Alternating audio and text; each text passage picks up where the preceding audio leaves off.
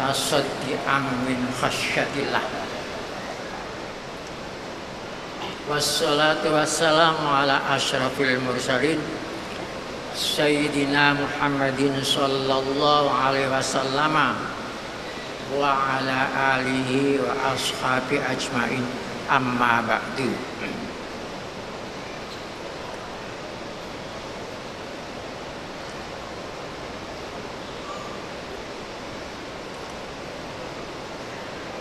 Yang terhormat Bapak-bapak pejabat sipil maupun militer di daerah DIY Yogyakarta ini,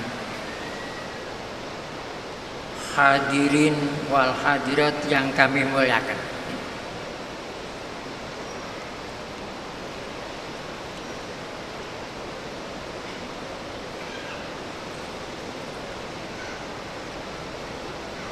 Organisasi Kausaran Putri Hajarullah Siddiqiyah telah melaksanakan nyambut tahun baru Hijriah mulai Kabupaten Nganjuk sampai sekarang ini sudah ke-14 kali. Tetapi yang saya rasakan paling istimewa peringatan tahun baru Hijriah di daerah Jogja ini.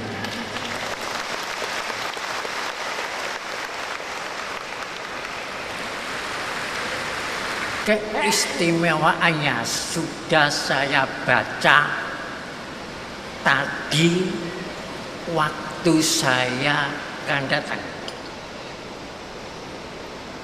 Saya kaget. Ada tanda-tanda apa ini? Saya datang disambut warisan. Entah namanya apa, bergodo,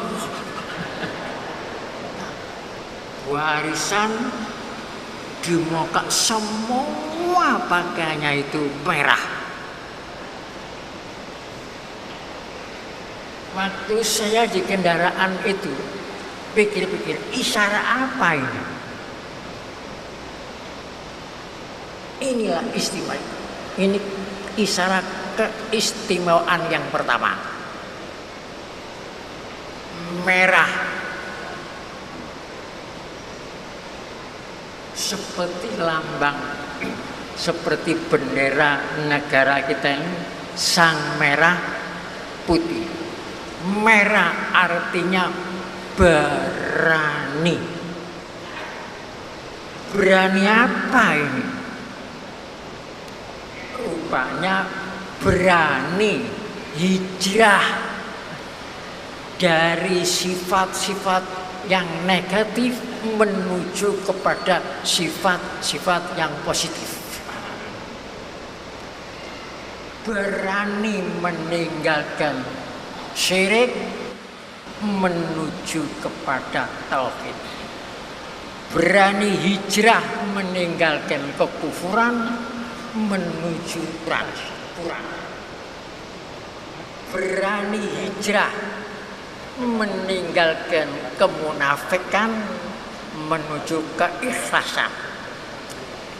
Berani hijrah meninggalkan persatuan menuju persatuan. Berani hijrah meninggalkan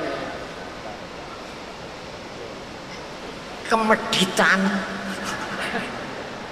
menuju kedermawanan. Berani hijrah meninggalkan kebrutalan menuju perdamaian. Berani hijrah meninggalkan kezaliman menuju keadilan, berani hijrah meninggalkan kemafsadatan menuju kemaslahatan, berani hijrah meninggalkan pri kehayawanan menuju pri kemanusiaan, berani hijrah meninggalkan kekoproan menuju kepada cinta tanah air dan sebagainya. Zaman terus mawon. Itu tanda-tanda pertama. Jadi tanda hijrah itu sudah tampak waktu saya datang itu. Jadi berani artinya berani hijrah dari hal-hal yang negatif menuju hal-hal yang positif. Setelah itu saya melihat keistimewaannya, kanan kiri barisan senyum simpul, seneng, sehingga senengnya orang itu banyak memantulkan hati kula. Melok seneng pisang, mboten sampai senep. Itu tanda.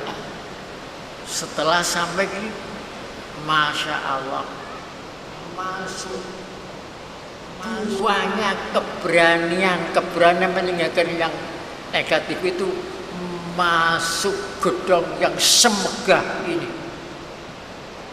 Ini keistimewaan yang kedua. Gedung ini semegah, belum pernah kita mengadakan peringatan tahun Hijriah semegah ini. Belum pernah menempati gedung semegah ini. Semoga sedikitnya insya Allah bisa memiliki gedung seperti ini.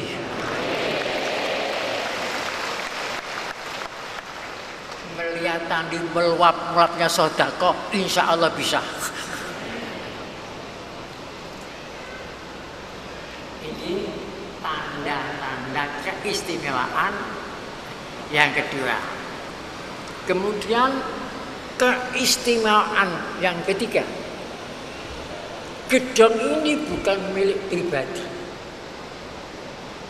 Gedung ini milik organisasi terbesar pertama di Indonesia, yaitu organisasi Muhammadiyah yang berdiri pada tahun 1912. Organisasi yang besar, pengikutnya besar, jasanya besar terhadap bangsa, terhadap negara. Semoga sedikitnya bisa seperti itu. Dan asetnya besar. Aset dari segi pendidikan, dari segi universitas, dari segi kedokterannya, mempunyai beberapa rumah sakit, mempunyai aset banyak, apalagi tanah wakafnya jutaan hektar. Setelah saya membaca di buku Ensiklopedia Muhammadiyah, hebatnya begitu. Itu tanda-tanda keistimewaan yang ada. Kemudian siapa yang mendirikan organisasi besar ini? Yaitu orang ulama yang besar dari DIY ini. Siapa itu? Kiai Muhammad Kiai Ahmad Dahlan, keturunan 12 dari Syekh Maulana Malik Ibrahim Gresik. Besar. Kemudian keistimewaan yang lain. Sekarang ini kita bertemu di daerah DIY, daerah istimewa istimewa Yogyakarta. Semoga setelah ini Kausara Putri khususnya organisasi tiga menghasilkan hal-hal yang istimewa yang manfaat.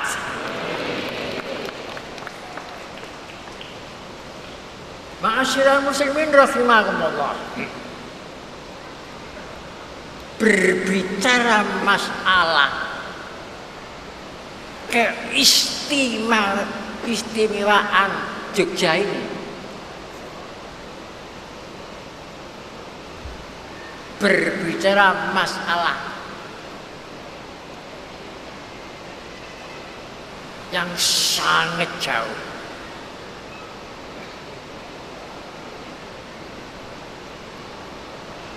Begini, negara-negara kepulauan di dunia ini banyak, tetapi negara yang mempunyai kepulauan yang paling istimewa banyaknya hanya Indonesia. Jumlah pulaunya 17.540. Banyak yang belum diberi nama, banyak yang kosong, makanya diinjil oleh orang lain. Itu keistimewaan negara kepulauan di seluruh dunia. Paling istimewa banyaknya adalah Kepulauan Indonesia. Dan Kepulauan Indonesia yang jumlahnya 17.000 pulau itu satu-satunya pulau yang paling istimewa Pulau Jawa. Saya hitung tanda-tanda keistimewaan Pulau Jawa itu lebih dari 23. Di sini tidak perlu saya terangkan satu persatu, terlalu lama. Kemudian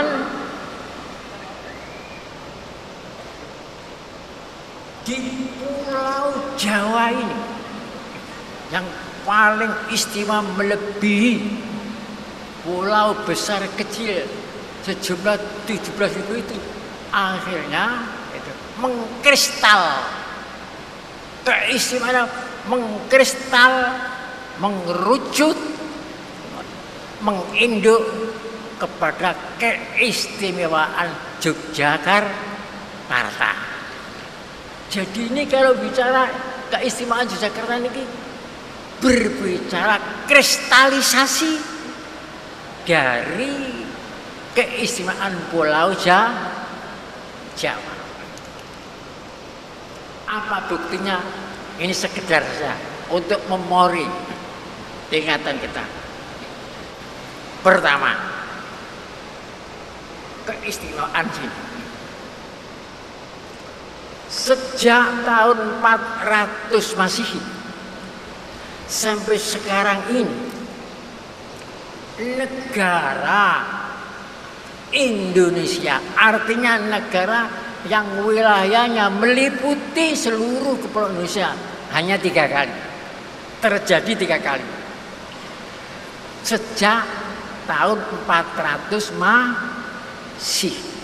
Yang pertama, negara Indonesia Kedatuan Sriwijaya atau negara Swarnadipa. Ibu kotanya di Palembang, Wakila di Jambi. Tetapi bangunan monumentalnya negara Sriwijaya ada berdampingan dengan DIY, yaitu Borobudur. Sampai dikatakan Borobudur itu keajaiban dunia. Ini pertama. Yang kedua,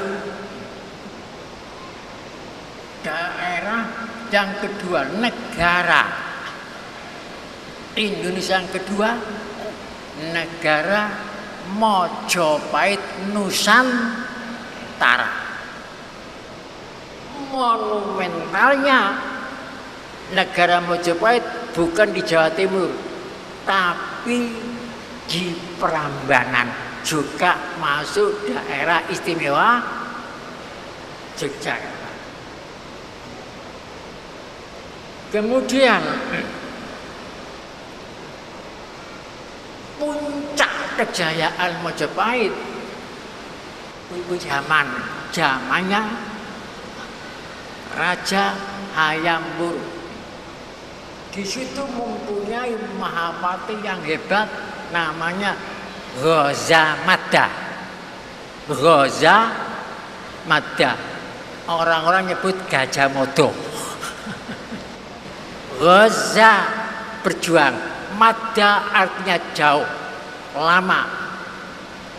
Waktu tahun 1331 pemuda Ghazamadda itu sumpah. Nama sumpah yang bersifat nasional itu Sumpah Palapa. Tahun berapa? 1331 tahunnya. Sumpah Palapa itu 1331.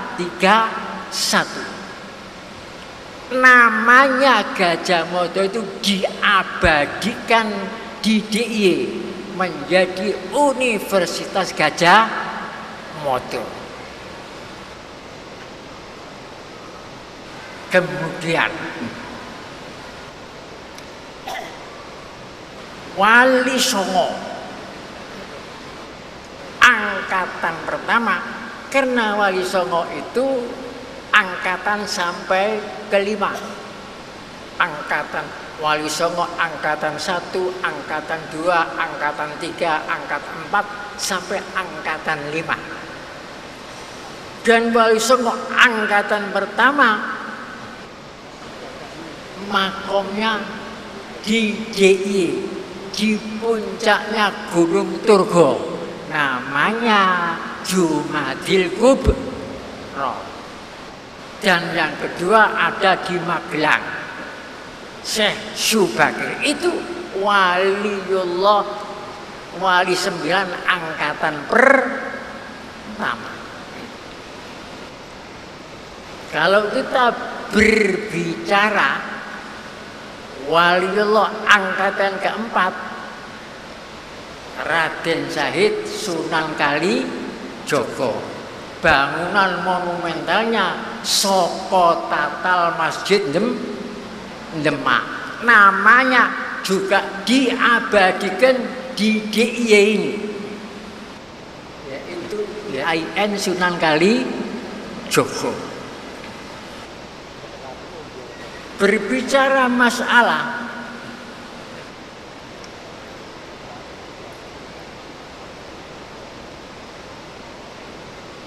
Danau Ma'ul Hayat. Danau Ma'ul Hayat dan Negara Kesatuan Republik Indonesia itu berupa pembukaan Undang-Undang Dasar 45.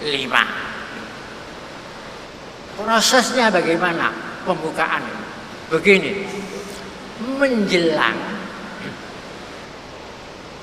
berdirinya Negara Kesatuan Republik Indonesia, tokoh-tokoh seluruh Indonesia ini mengirimkan surat.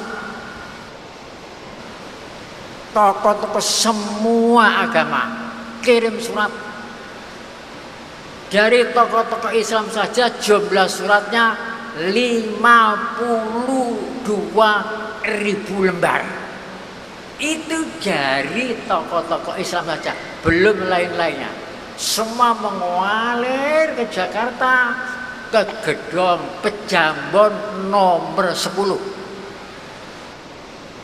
Di situ tempatnya Badan Penyelidik Usaha-Usaha Kemerdekaan Indonesia.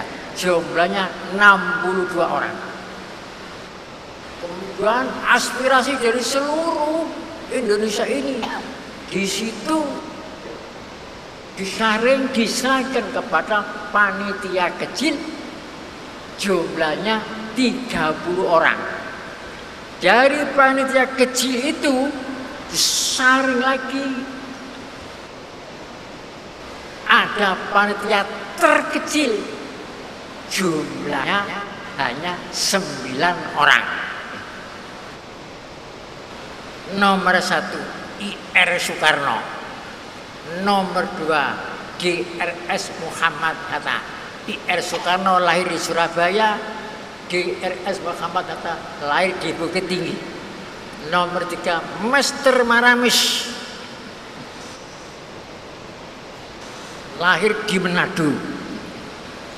Nomor 4 Profesor Ahmad Subarjo, lahir di Kerawang.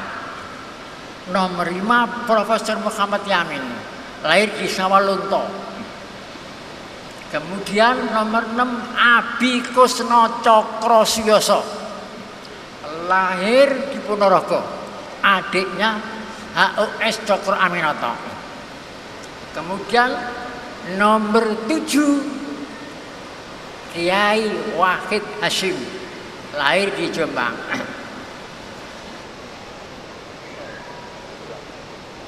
Dan nomor 7 itu Kiai Haji Agus Salim, lahir di Kota Gadang. Nomor 8. Kemudian nomor 9 putra GY, yaitu Kiai Abdul Qohar Muzakir. Ini supaya orang DIY ingat. Berbicara masalah Pancasila. Pancasila sejak tanggal 1 Juni sampai 17 Agustus belum final menjadi dasar negara. Belum final. Baru final menjadi dasar negara Republik Indonesia pada tanggal 18 Agustus tahun 1945.